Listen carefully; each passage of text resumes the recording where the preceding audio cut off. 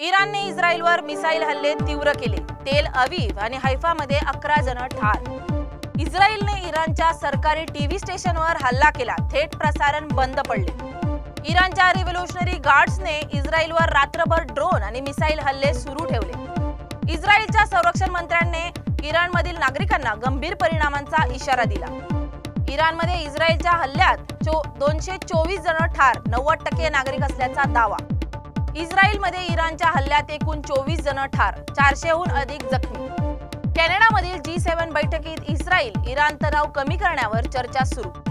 भारताने इराणमधील भारतीय विद्यार्थ्यांना सुरक्षित ठिकाणी हलवण्यास सुरुवात केली। इस्रायलने इराणच्या कुच फोर्सच्या सेंटरवर हल्ला केल्याचा दावा। इराणच्या हल्ल्यानंतर हैफा बंदराजवळील पॉवर प्लांटला आग, अनेक जखमी। अमेरिकेचे राष्ट्राध्यक्ष ट्रम्प यांनी इस्रायल इराणमध्ये लवकरच शांतता प्रस्थापित होईल असा दावा केला।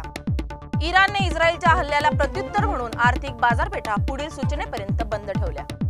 इस्रायलने इराणच्या 120 मिसाईल लॉन्चर नष्ट केल्याचा दावा, तेहरानवर हवाई वर्चस्व सांगितले। इराणच्या रेव्होल्यूशनरी गार्ड्सचे बुद्धिमत्ता प्रमुख आणि 2 जनरल इस्रायलच्या हल्ल्यात ठार। इस्रायलच्या इराणवरील हल्ल्यामुळे भारताच्या परराष्ट्र धोरणावर आणि तेल सुरक्षेवर मोठा परिणाम होण्याची शक्यता।